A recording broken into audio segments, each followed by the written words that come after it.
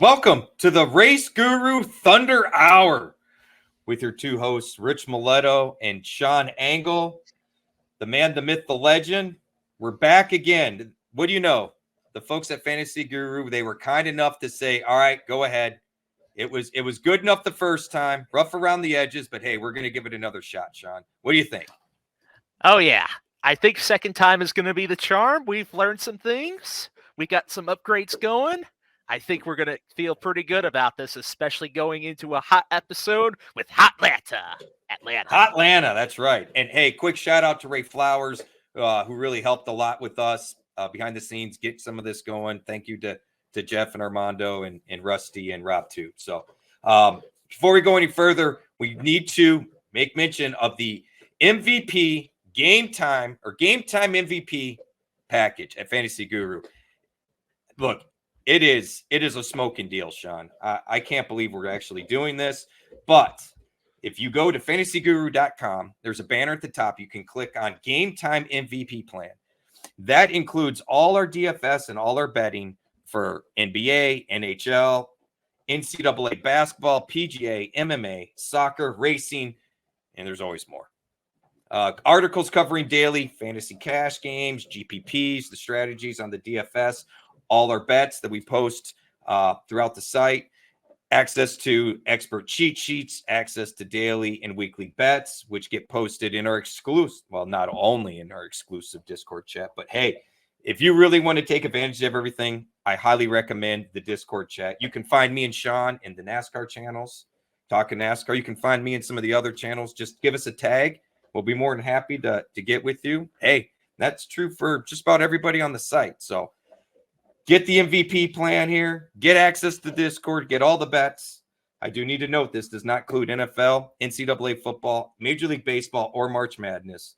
But $75 gets you a whole year from here till next year this time. So, yes, we're already past the All-Star break for basketball, but it'll pick right up next year when it starts again. So give it a shout out. It's also a great way to tune into all the content here for me and Sean on NASCAR. So without further delay, Sean, let's talk Daytona, man. Oh, yeah. Let's talk all about Daytona.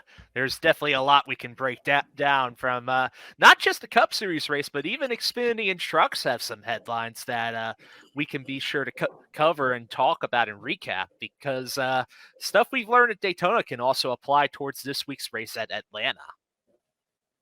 Yes, and I went back and looked, and what jumped out at me, the biggest takeaway, because man, I guess I didn't remember this. I remember being here in Atlanta, and maybe because I was flipping through some photos, maybe there was a lot more single file going on at Atlanta than I remember.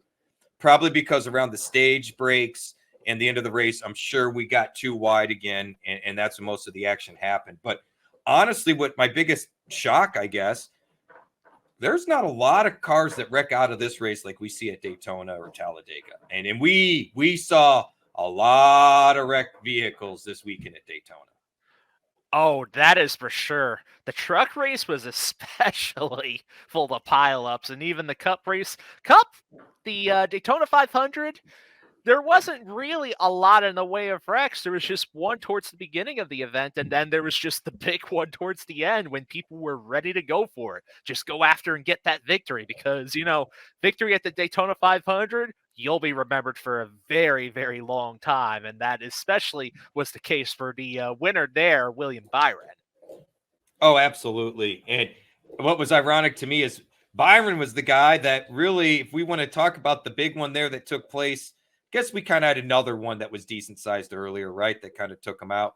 But the one with 6 laps to go, whatever it was, that changed the whole race, right? And it was quite kind of funny that it was Byron stuck in the middle, getting kind of bounced around like a pinball, that led into Keselowski going shooting up the track, that changed the whole outcome to the race for the better for him. And look, it wasn't like he was trying to wreck anybody. I don't put any blame on him.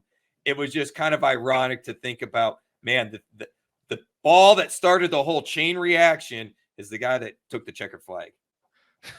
Yeah, it's absolutely crazy. And funny you should mention about Byron and Keselowski. At this point, those two have some history when it comes to super speedway tracks. There's been wrecks that have involved the both of them a couple times now throughout NASCAR history.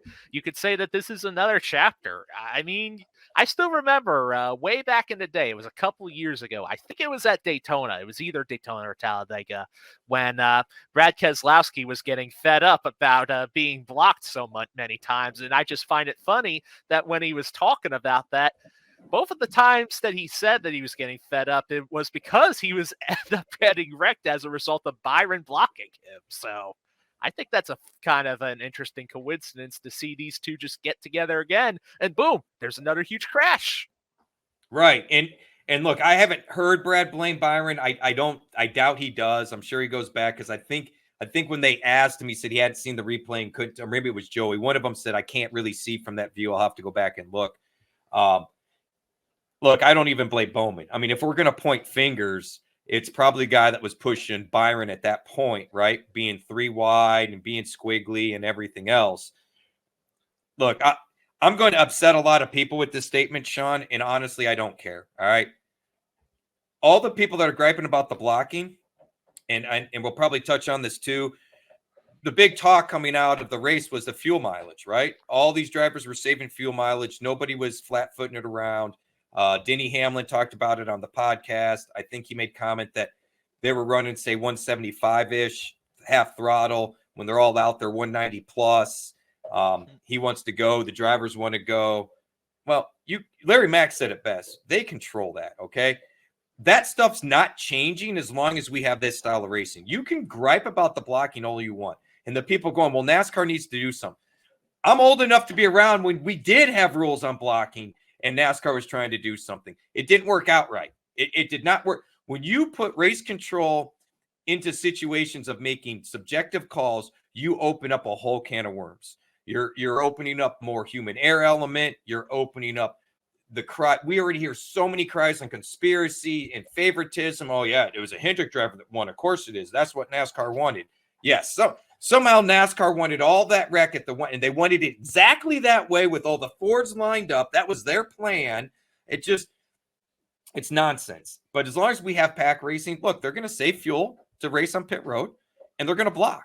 And if you don't like these things, then look, you don't like pack racing. That's just the way it is. And the way that it also is set up too, with all the stage breaks and stage cautions and everything like that, ultimately these teams have to play along to the strategy. That's just a part of it. And that includes when a driver has to go into the pit road in order to just fuel up and be able to continue on. If a driver just doesn't know how to manage that, then of course they're going to run out of fuel. They're going to fall behind. Ultimately, the team just has to get together, really figure things out, and just go based on the strategy. And just the way that NASCAR has everything set up with these stages and stage cautions, not much is going to change. And the teams are just going to try their best to adapt to the strategy of it all.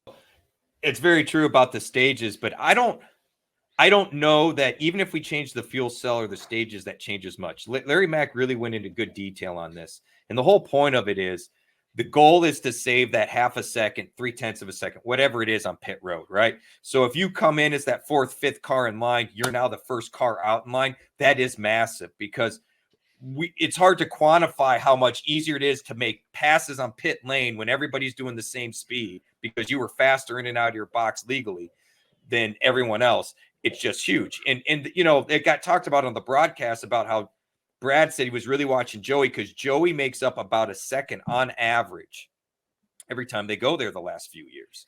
And that's, of course, the angle he comes in, getting on off pit road. Well, you start adding in, taking less fuel, saving that time on pit road. It's huge. So I'll be honest, Sean, I think we're going to see that same type of stuff this weekend.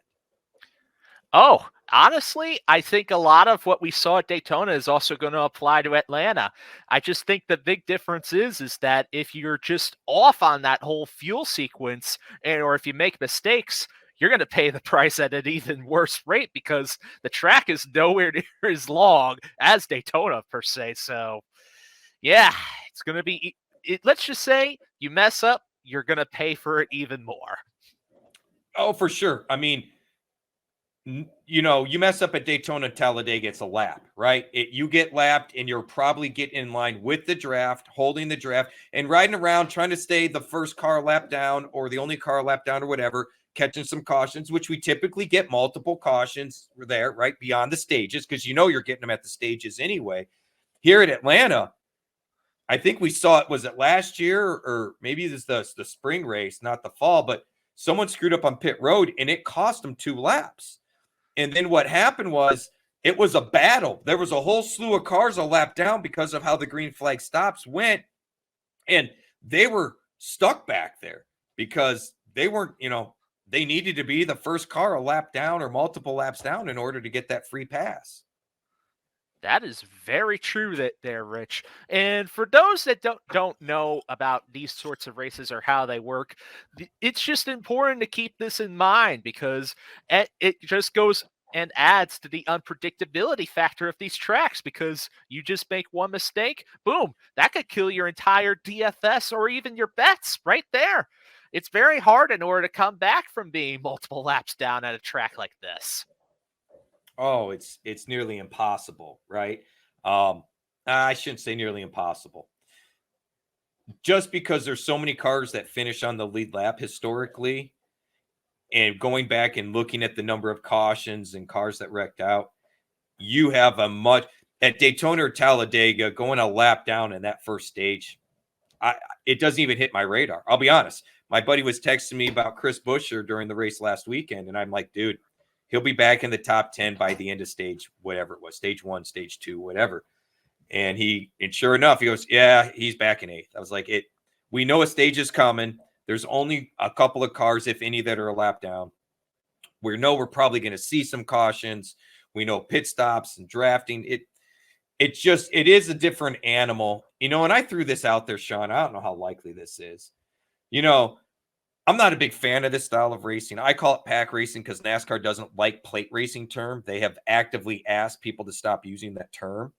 It's kind of hard when we have decades and decades of always calling it that. And that term, of course, came from restricting the holes in the side of the carburetor for airflow, thereby limiting fuel into the motor, thereby limiting power to the motor. So everybody was kind of, even if you didn't have a super awesome motor like a Hendrick or a Rouch Yates or something like that, that drafting and the speed was so comparable, everything was the same.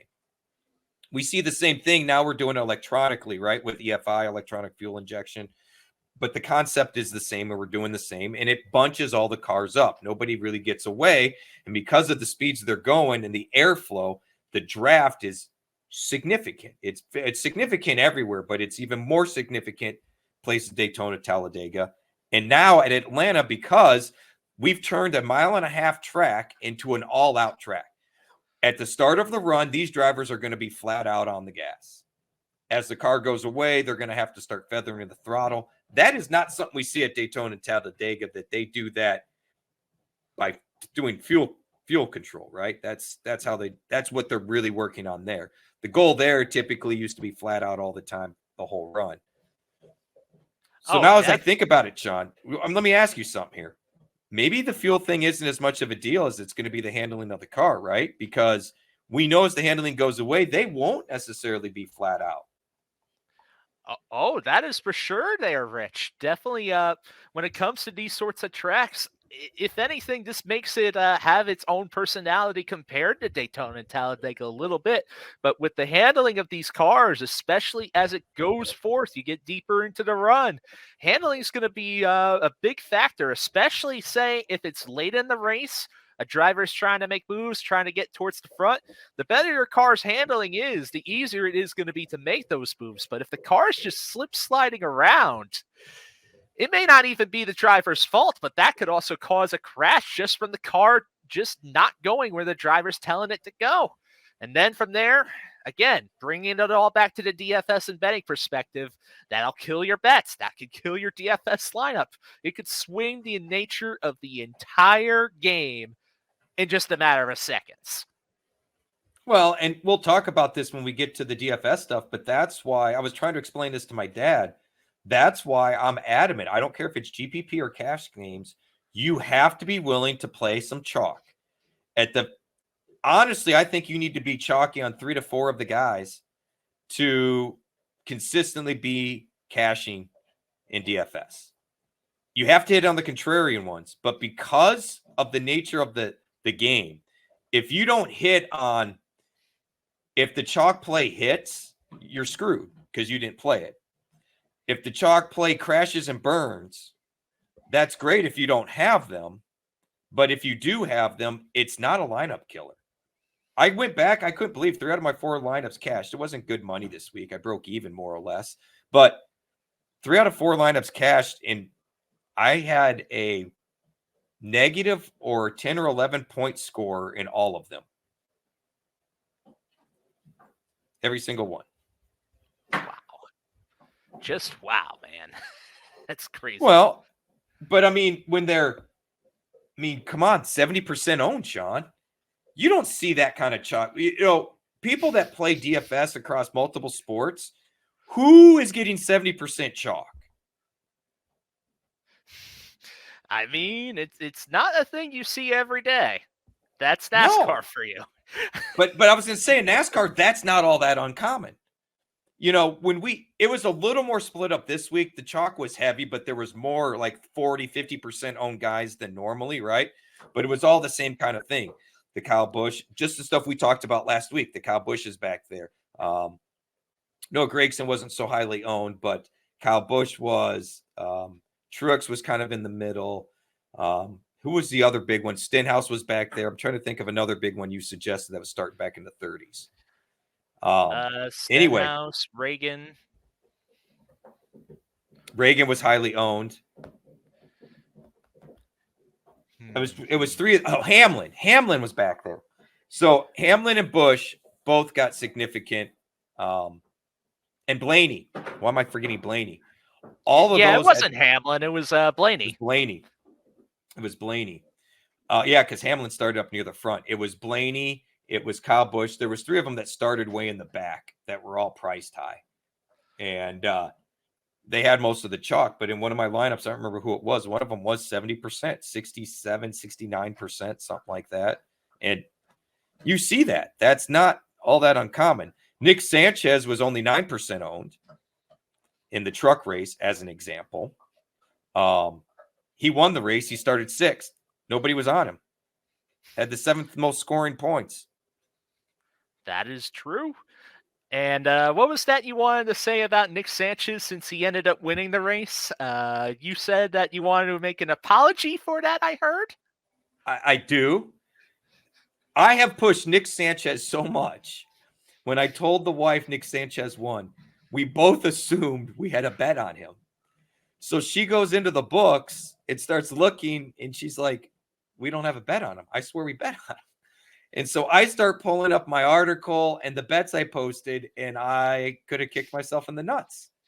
I was like, out of all the guys, and I did. I've been trying to work. Jeff has encouraged me to try to scale it down. So I'm trying to do that. I'm trying to be as effective with less, right? That's my goal. Obviously, that's a very challenging goal, but that's my goal. I had a hard time pulling the trigger for DFS with him being in 6th, right? The positional points weren't there, and his truck could get banged up. And honestly, things don't quite fall right. Obviously, he's probably not the winner, and there was a lot of wrecked vehicles in that race. But bottom line is he did win, right? So I want to apologize because as much as I have pushed him, this was like one race. I didn't actually suggest him and hammer him home. He was in the article. I did have him suggested as a play. It wasn't one of the top plays because of the qualifying spot. But I'm sorry, guys. I can't believe I didn't tell you to bet on Nick Sanchez. Well, hopefully they all forgive you. We take the lessons from this, and then we get to move on, and then people can apologize back to you for giving them good stuff and doubting you. I'm okay with that. Hey, doubt away. Doubt away. I prefer that. Things go better my way when you do that. I encourage it. Doubt away. There you go. There you go. So there was some other news, and we kind of glossed over this, but why don't you take this one? Why don't you tell us about Derek Kraus this weekend? Or not this weekend, next weekend. All right. So this news came out recently, but Kaulig Racing driver Derek Kraus will be making 6 starts in the Cup Series this season. Yes, he is going to be making a couple of starts in that number 16 car, which is going to have a rotation of multiple drivers there, starting with his first race at Las Vegas coming up very soon. So it's going to be interesting to see how he's going to be able to perform with that car. It's just having it's like a few years ago. They're going to have all different sorts of drivers with all different sorts of skill sets. Some of these young drivers are just getting experience. He's kind of in the boat with Josh Williams on that.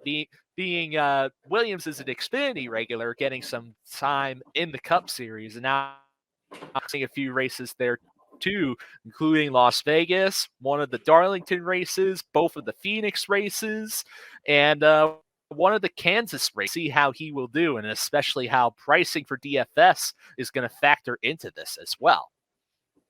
I got to go back and look, but I feel like Kraus has had a really good record at Worldwide Technology there in St. Louis. I could be wrong, but for some reason you may know off the top of your head, Sean. There's half these times I make comments are like, "Oh, by the way, did you know?" Did you know? I'm paraphrasing, but you know what I mean. Although you could do that well, especially when you're, like on the when we holler at you there on the coaching stream. Good stuff, man.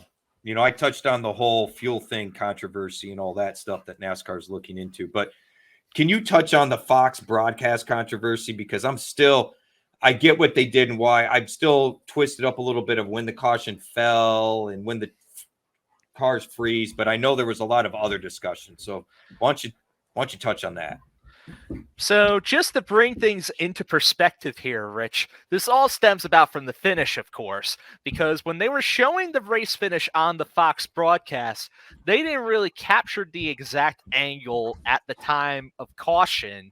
And that led into some confusion there about if Byron actually won the race or if it was Alex Bowman instead, or if the race should have been called at overtime. NASCAR went ahead and made a post on all their social media pages, which we can put up right here to showcase the fact of the matter is that after the white flag was taken, Byron was the leader of the caution. They got past the start-finish line, and they were able to call the race right from there. As you see, if we look even closer towards the picture themselves, they're already a little past the start-finish line there. You can see that blue car. I believe that is Chase Elliott there, who's right at the start-finish line. And a couple rows ahead, you see Byron just barely edges out Bowman. They do not even show this sort of video footage right during the Fox broadcast, and as a result, all the backlash that NASCAR got initially when it wasn't clear about who won, all instead went over to Fox. So that just determines, that Fox didn't really cover the end of the race as well as people would have liked. And then when NASCAR cleared it up, it became pretty obvious and clear that Byron was the Daytona 500 winner. You hinted at something there, and I don't know if it was intentional or not. I have knocked the TV broadcasting for quite a while. If you go to these races, it's a whole different experience. And the playoff stuff is a little separate. That plays into it too, in my opinion. But beyond that, when you're at the track, you see the action all over. And regardless of my opinion of this car, especially at the intermediates, there's racing and there's action. And even in the other car, there wasn't. And you never saw it on TV. I remember being at Talladega years ago and watching when they did tandems and watching Robbie Gordon leapfrog the field. My dad and I were just in awe of what Robbie Gordon did that day. We went back and watched what were recorded on TV. Didn't show a single lick of it. I'm like, the best part of that race was watching his pink car until he broke. Excuse me. And we never saw it on TV. And it's I go back to somebody changed something somewhere, because I remember this would have been around 2005, 2006. I had a buddy come over and he was joking. He goes, all right. He turned it on. He goes, which, because he asked what channel it was. I said, I don't know. It was right around that year, around the time of the year where changes. We go from one broadcast to another. I said, I don't know. he turned it on and there was a replay. And he goes, all right, just off the replay, who was it? And I could tell him who it was because the replay didn't show you anything. They showed you the car hitting the wall and didn't show you the guy that turned him to begin with. And at the time, that NBC was or TNT was notorious for it. I was like, oh, well, it's clearly a TNT replay, so I know what channel it's on.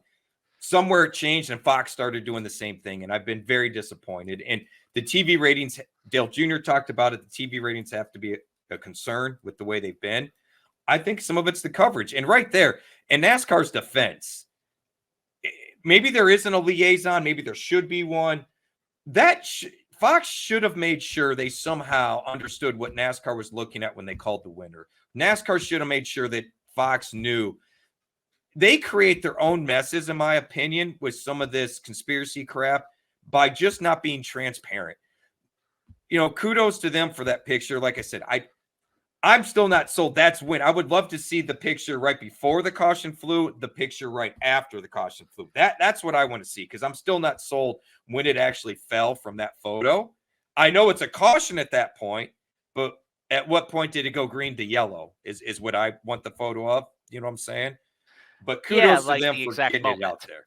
Yes, yes. And they can even say, this is the exact moment. Okay, but then show me the exact moment before. You know what I mean?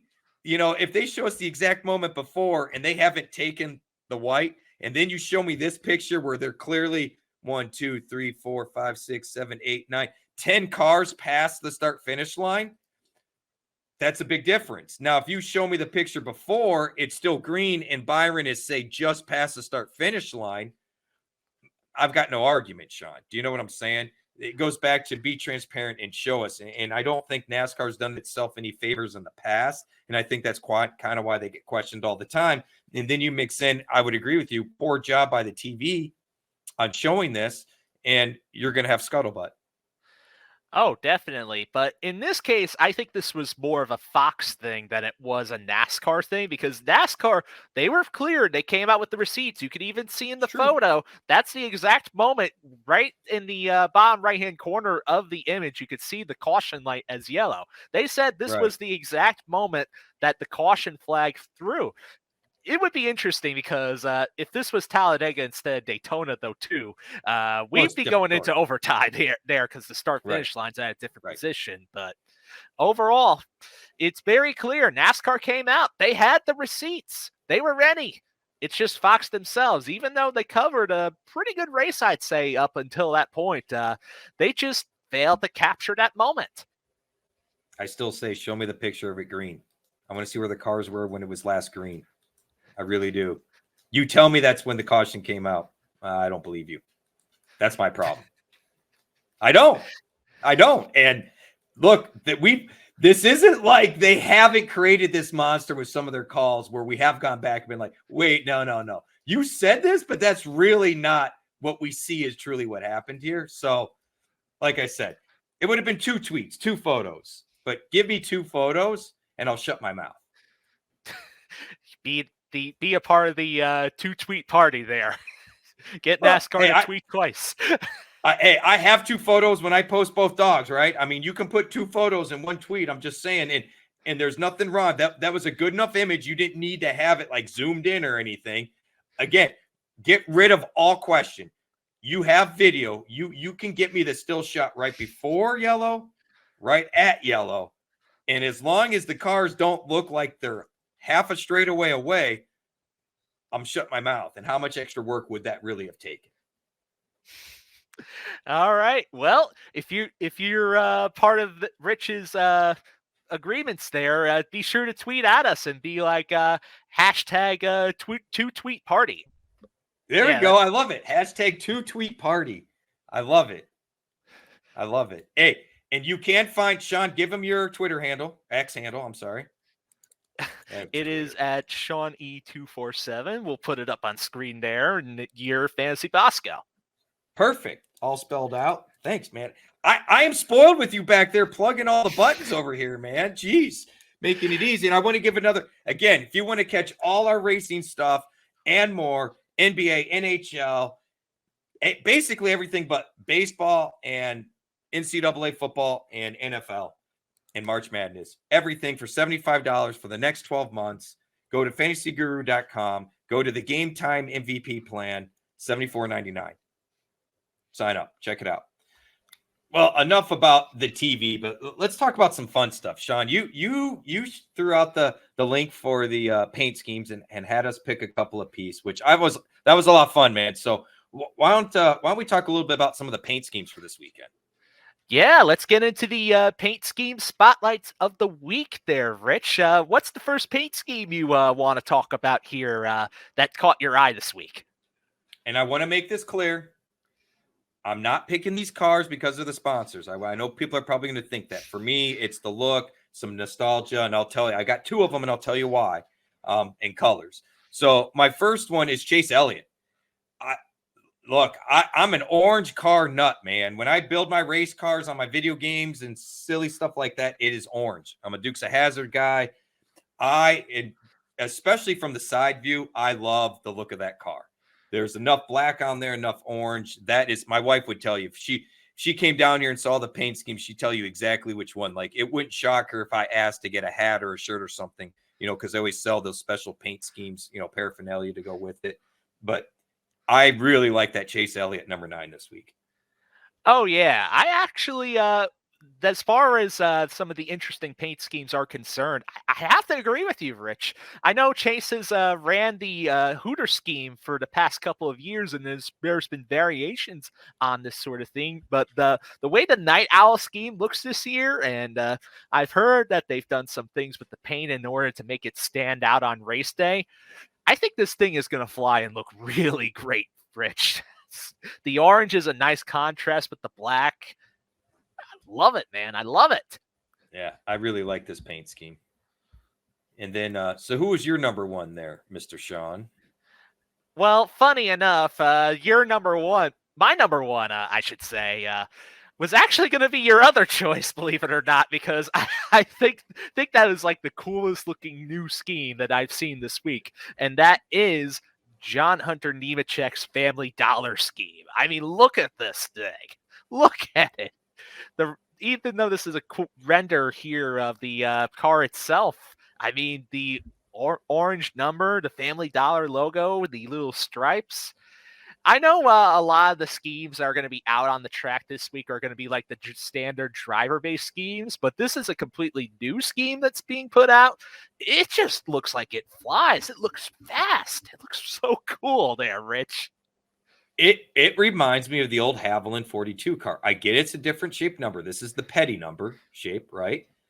And it's not an exact rendition, but when we were going through and I was going through and looking at them, I came right to this car. And again, I know with me, some of it's always nostalgia, but that Haviland 42 car for years always looked good and sharp. No matter if they did the little yellow trim or the red and however they dressed it up, it always looked clean and sharp. And I was telling my buddy this, I'm the old kind of clean, simple paint schemes. You won't see me doing anything that's real busy. This is probably on the higher end of busy from a me perspective, but I think it's a sharp looking car. I'm looking forward to seeing it on the track. Oh, definitely. And you bring up a good point there with having it look like the Texaco Haviland car. I think of that in the 2000s when Jamie McMurray used to run this paint scheme when he was with Ganassi during his first stint. Pretty cool looking car back then. It does share some visual similarities to that a little bit too. You bring up a good point with that. Yeah, it looks sharp. So now that we've talked about this paint scheme, this next paint scheme that I want to spotlight here, in particular, I wanted to talk about this one just because I both like and I both dislike this paint scheme at the same time here. So you're going to see me get a little bit emotional about this. But it's actually William Byron's new Raptor High Heat scheme. Because from the side and everything, when you see the graphic and the little Raptor claws, that's pretty cool. It looks great. It reminds me a lot of Jeff Gordon's Drive to End Hunger scheme a little bit from a couple years back when he used to drive that scheme. But then there's the front with the flames and how the flames are covering the text. It's just messy looking, Rich. very messy looking. Like a raptor literally went ahead and clawed the front of the car and it looks damaged. Like, what the heck happened there? To me, it's two different paint schemes in one, right? Like, I dig the flames. I do dig the flames. My problem with it is, why aren't they kind of carrying into the side of the car a little bit? And with the way that red is, it doesn't jive well. You know, this is kind of a spinoff of the flames we see the 24 run from time to time, but it's usually, you know, all that solid red, or, you know, where it fades to the other colors, but it's all that same kind of red that you see on the side of the car, or matches whatever colors on that side. This to me almost looks like a mixed match of like a Weber Grill sponsorship and Raptor. Yeah, and maybe it could be the render just not making it look as good, and maybe when it's out on the track this weekend, it might look a little bit better, but it's just a mishmash of schemes. It just doesn't look clean. And you know, the other reason why it gets me so hot and bothered is because, well, they kind of replicate this scheme at the Xfinity Series level this week with Sam Mayer's skin with the same sponsor. And although you can see that the side is very similar, the front actually, and this could, again, just be the render of it that we have provided here, it just looks cleaner. So much cleaner. It does.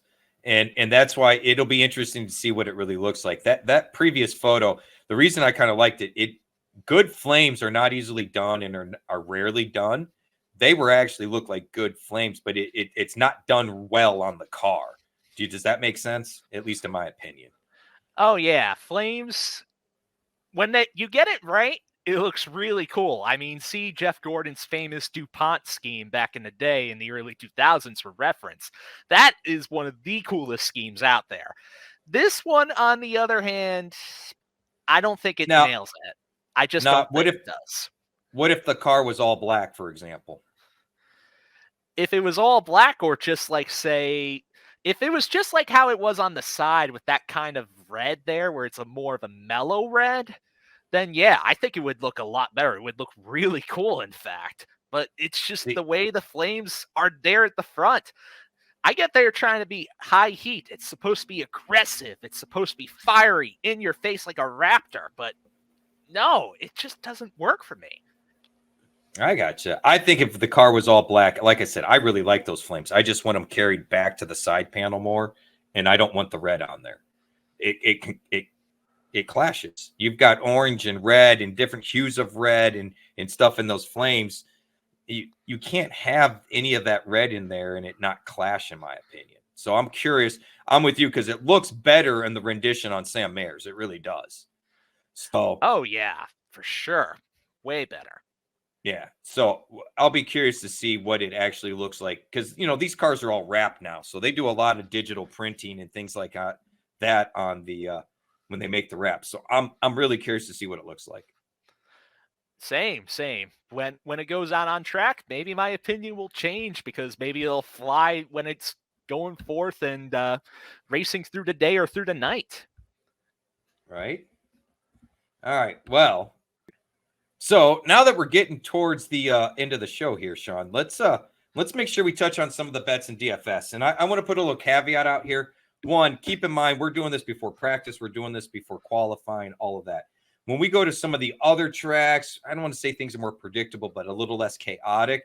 It won't be as much variance, but at least for me, I want to be able to focus on some position differential points this week like we did last week. So qualifying is going to be key. You know, we were spoiled last week with the likes of Kyle Busch and Ryan Blaney and some of the other guys being so far in the back.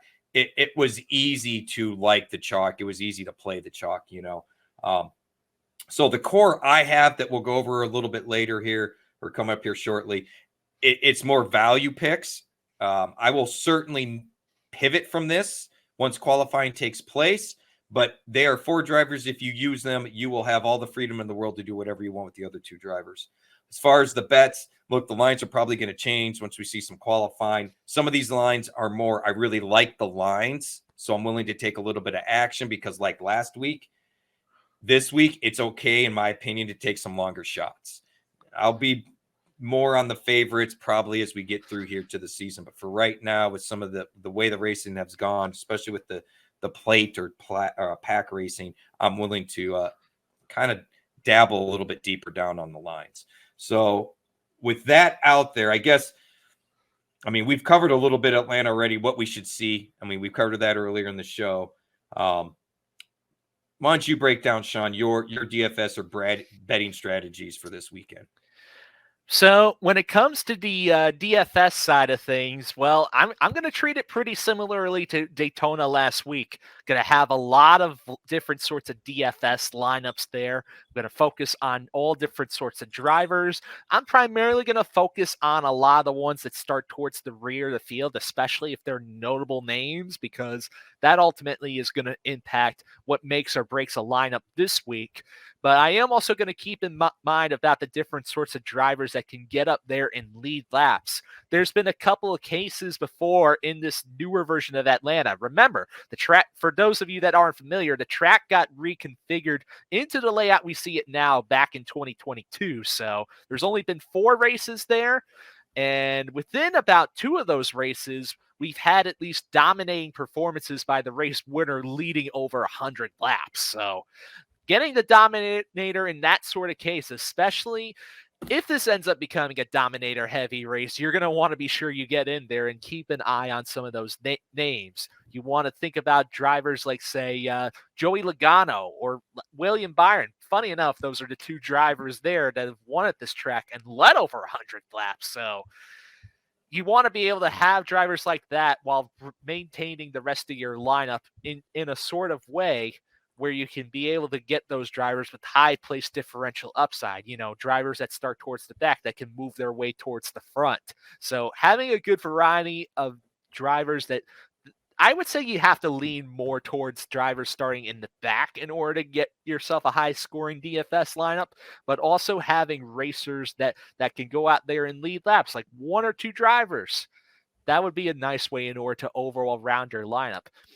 As for the bets are concerned, I would say you want to spread your bets around like Daytona. You want to hit on a bunch of different drivers, especially because, like Daytona, this race can be unpredictable, especially with wrecks that could take out portions of the field.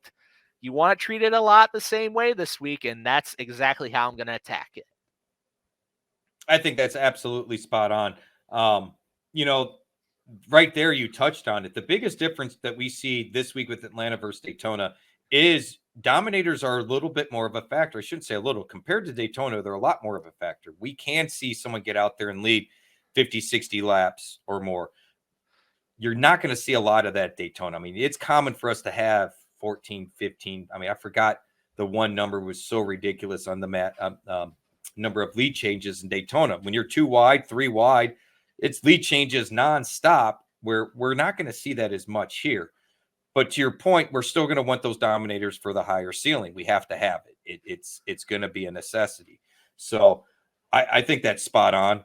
I'm with you on the bets. I'm taking, in fact, if you look at all my bets, I kind of avoided all the favorites. It's kind of the same thing for me. The favorites I'm struggling with because I just don't know that the risk is equaling the reward.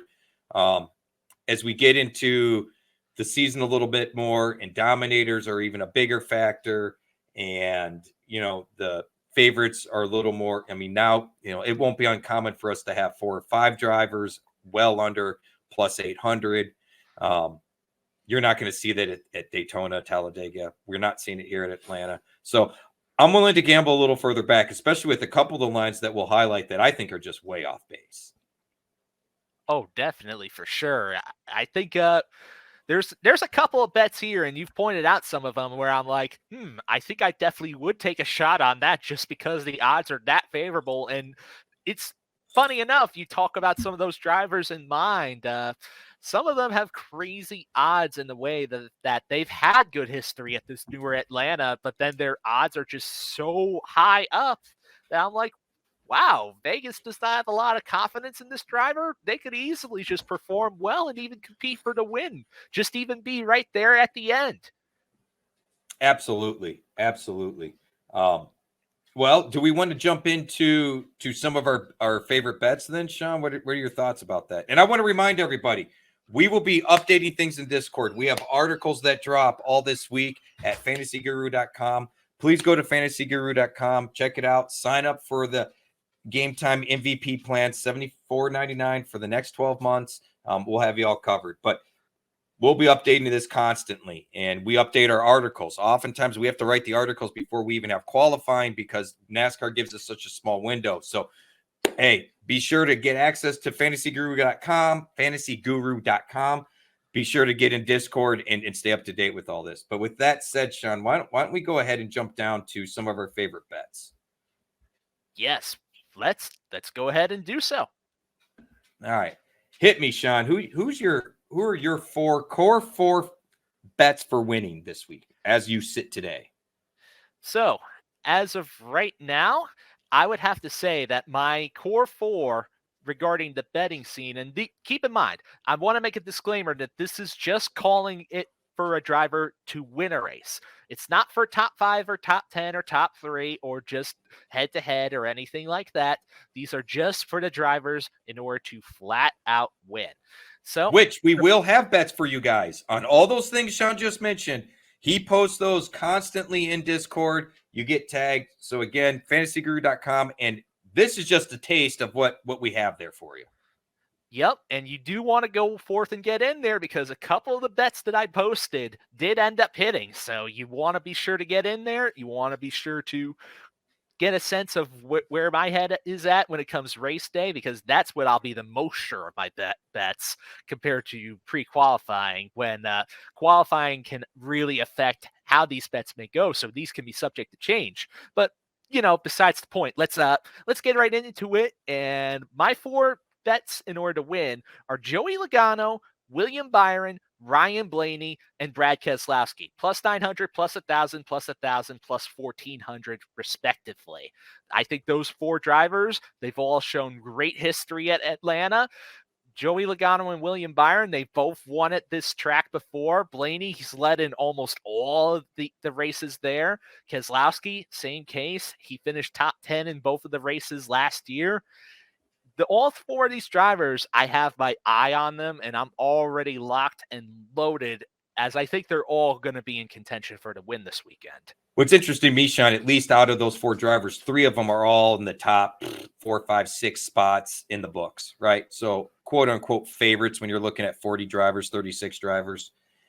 Yet plus 900, plus 1,000, plus where else are you going to get favorites getting odds like that, right? And let's be fair, as we go forward, if this was Atlanta 3 years ago, you don't get that, right? It's a different type of racing. But this is a great illustration of this is a good time to kind of take some swings on some guys, because we're not going to get these gravy odds the rest of the year. Oh, yeah, for sure. In fact, actually, Joey Logano, he's considered the betting favorite, plus 900. He's about as minimum as you can get as far as betting odds is concerned for winners as it stands. So, and keep in mind, he's won at this track before. William Byron, he's won twice at this track. The only other driver to win is Chase Elliott. So I'm going to be leaning on those Fords because this has historically been a very Ford-centric track. And although the Chevys can compete, Fords have been showing that they just have the speed at this track type more than anything. The reason why those Chevys pick up, I mean, other than the one dominating performance by Byron, is the fact that they just know how to draft and work with each other. Oh, for sure. And look, Joey, most people would tell you that Joey had the car to beat last weekend, and look, Toyota coming with the new car definitely helped at Daytona. I'm curious to see what it does here at Atlanta, because we don't see quite as much of that bumping, but we're going to see a good amount of it still. So I'm really curious to see the Toyotas. So all of my bets are a little bit deeper, because if I'm going to go this way, I want to get a little bit more of my odds. I really have zero issues with Sean's picks. And in fact, I may want to adjust some. I hate picking back-to-back weeks with William Byron. Joey Logano, yeah, I think that's probably the best bet. I hate – it's more of I hate betting the favorite in NASCAR. It's not – if you go through and look at all the years of the Vegas favorites, there's a lot more non-favorites that win than favorites do. And so I struggle with that a little bit. But at plus 900, man, it's a good bet. I'm going with Chase Elliott plus 1,100, his home track. He runs well here. He takes care of his equipment. maybe I'm buying into the paint scheme, but give me Chase Elliott 1100. I'm also with Brad Keselowski. He was running up front. They ran well here last year. Look, he's due for a win. It's coming. It's coming. It's coming. It's coming. At 1400, I think it's a great bet. I think Christopher Bell's a great bet. I kind of got flaky here with Sean behind the scenes, but I'll narrow it down from these three to go to one. I can't get off of Daniel Suarez at plus 3,500. He's been like a top 5 driver here. He looked good last week, led laps at Daytona.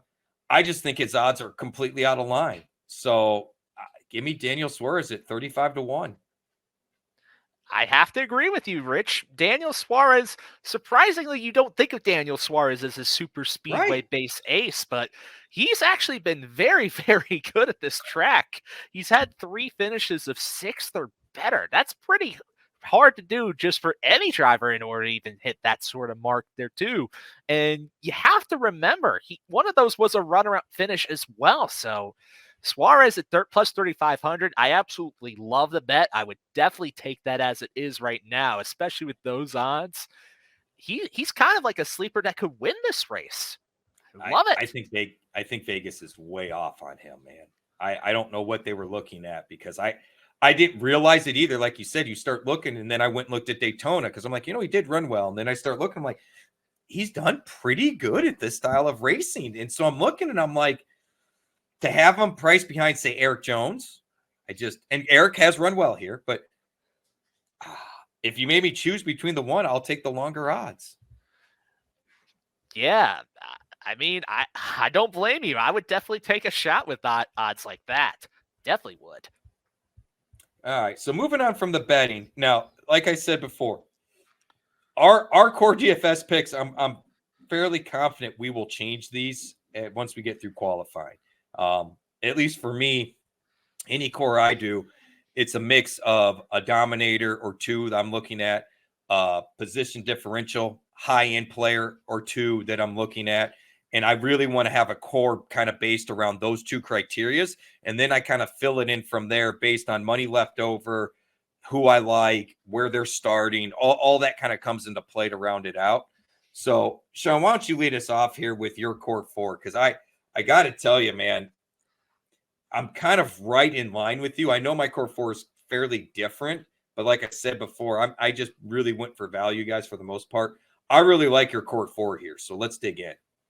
All right, so as we go forth and we dive into my core 4 for DFS, I have to make the disclaimer that I made this list based off of the fact that I'm going to be choosing 1 or 2 top drivers, a mid-tier pick, and I'm going to pick basically my favorite sleeper play. So to start off with, I'd say the top 2 guys that you'd have to have in DFS are Joey Logano at 10,300 on DraftKings and 12,500 on FanDuel, whereas Brad Keselowski is probably my other favorite top play. He's priced a little bit further down, about 9,300 on DraftKings, 11,000 on FanDuel. Both of those drivers, I mean, Joey and Brad, they're 2 of the best sorts of drivers that you want to have in your lineup, regardless of where they start in your DFS lineups, just because the history's been there. They've won a lot on this sort of racing, the style of racing. And it's just, again, I mentioned it with Joey. He's a former winner at this track, and he dominated when he did it. He had the best car last week. He led a lot of laps at Daytona, so it's hard to ignore him as one of the top favorites for DFS. But then going further down, I want to pick Eric Jones. He's at 8,000 on DraftKings, 7,200 on FanDuel. And that's just because the Toyotas definitely got an increase in performance within this track type. It was clearly on display at Daytona this past week. And this is a track where Eric Jones, he's just been very, very strong, and he's had his share of good finishes. So with the increase in performance of those Toyotas with this new car that they have, as well as the track history, I think Eric Jones is one of my favorite overall mid-tier options. Just overall, I think he's going to be very, very good as long as he doesn't get involved in a crash or something, like I could say with any driver. But there you go. Then the last driver within my DFS core 4 is the one that I consider a value sleeper, and it's Corey LaJoie. Corey LaJoie, 6,800 on DraftKings, 5,800 on FanDuel. When it comes to my value pick, I was between LaJoie and Todd Gilliland, believe it or not, just for that spot. But I ultimately went with LaJoie because LaJoie historically has done a little bit better at this track compared to Gilliland. I mean, LaJoie has 2 top 5 finishes at Atlanta since 2022, and he also led 20 laps and was in contention for a win in one of his other races. So he runs very, very strong at this track. I have to mention it. He's just been great. So I'm right with you on Eric Jones. I really am. I would not be shocked to see him win this race at all. As I was doing my research, that's the name that I kept coming back to. Honestly, him and Suarez, because Suarez was more of a shock. Jones, because I had high hopes last week and it didn't quite come to fruition, but he was so excited in that duel. I have never heard him so excited in that car as he was on the radio in that dual race. I think they're going to have something similar this week. So I'm right with you on Eric Jones.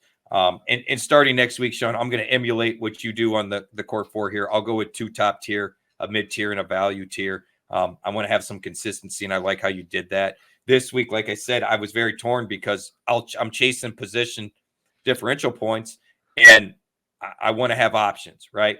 So my core here is very low outside of Brad. I also had Brad Keselowski in it. Look, at 9,300, he's got potential to be a dominator. He's in a Ford.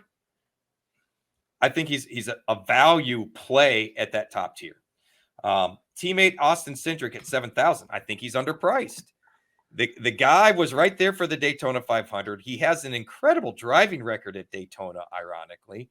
He's done well here. Again, just like Ryan Blaney, just like Joey Logano, got that same type Penske Ford equipment.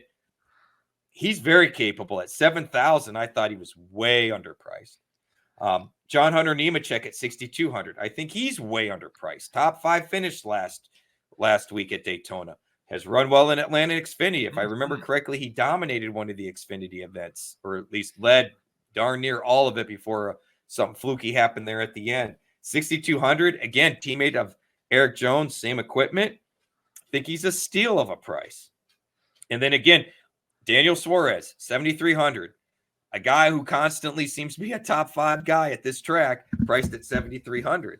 I just think these guys are way underpriced, and it's hard for me to get away.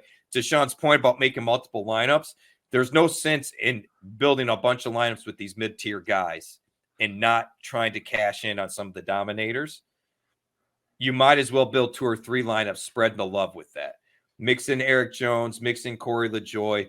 There are multiple lineups I would have a lot of faith going in with not going any lower than LaJoie and, say, John Hunter or even Cindric, and having plenty of money to get what else I want in my lineup. Oh, absolutely agree. And that's why I also even mentioned that when I was debating about who's be my value position in my core 4, I was between Corey LaJoie and Todd Gilliland because, Todd Gilliland, he led about 16 laps in the Daytona 500 this past weekend. So, and he's also Front Row Motorsports. You have to remember, he's got that Penske alliance with them now. So those are essentially other Penske cars by extension. Maybe not as high end as the actual Penske cars, kind of like, in a similar situation like Harrison Burton with Wood Brothers. But you cannot ignore that too. And Todd Gilliland, he's under 6,000 on DraftKings. He's 5,800. Just that alone has my eye on it too. You cannot forget about all the different sorts of drivers because, in a sense, any driver could succeed at this sort of track. But, the history does point towards Gilliland being a solid play.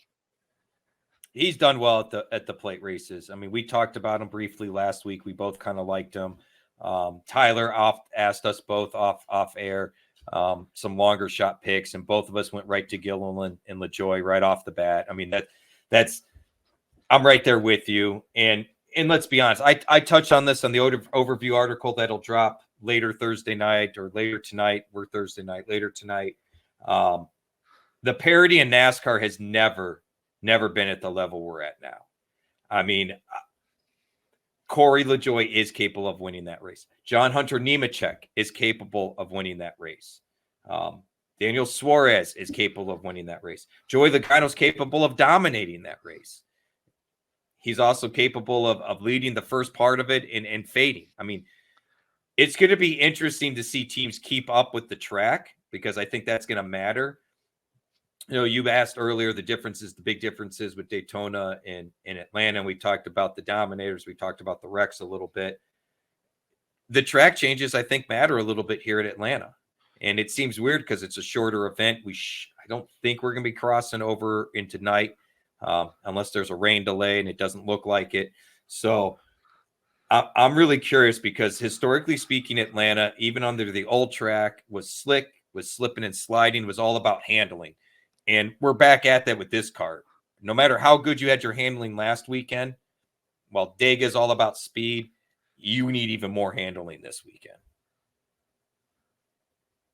Oh, yeah. You definitely do need to have some handling in order to, like I said during the top part of the show, you want to make sure that your cars don't slip and slide around to the point where you could cause a mistake. You could cause a wreck just by trying to maneuver the car to where you wanted to go, and then it just won't go, and instead will slip and slide.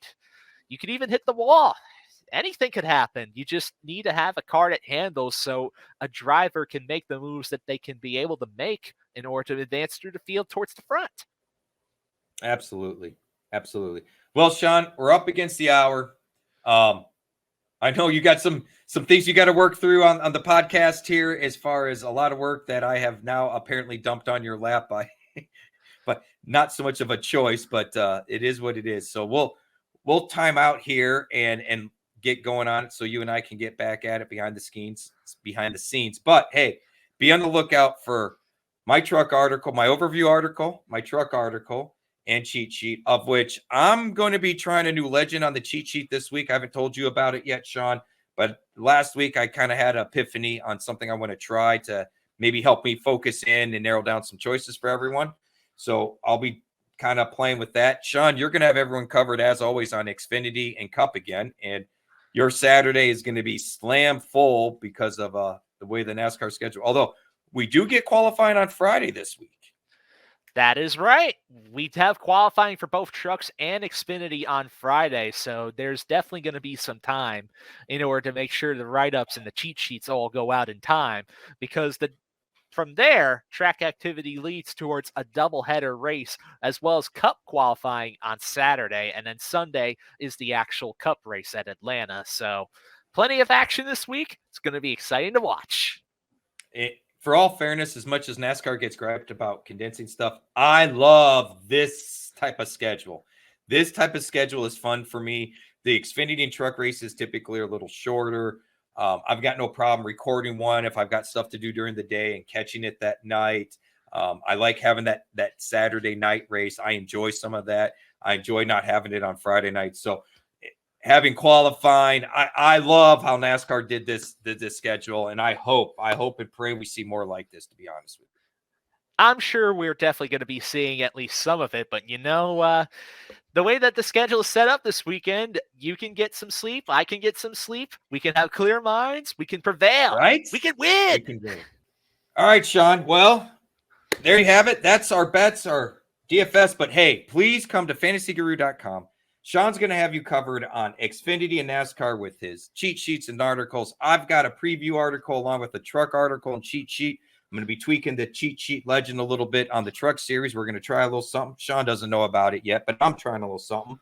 But hey, go to fantasyguru.com, click on the banner, go to Game Time MVP, $74.99 gets you everything except for NFL, college football, Major League Baseball, and March Madness, which is a whole nother animal, right? But you want NBA, boom, covered. At $75 is worth the NBA for the next 12 months. It's worth it for the NHL for the next 12 months. You get all our racing stuff. We're probably going to be expanding beyond NASCAR. Ooh. MMA, soccer, those guys have been killing it. PGA, we got it all. FantasyGuru.com, Game Time MVP, $74.99. Get you access to Discord, which that's where you will find all our updated bets. We We even post some live bets when we come across them. You can see all the betting from all the crew, from Armando and Russ and Tyler and Jorge Pucks and Patio Joe and Arnie and the whole Serge, the whole group. Tune in, check us out. On behalf of Sean Engel, I'm Rich Maletto. This has been Race Guru Thunder Hour. Peace. See ya.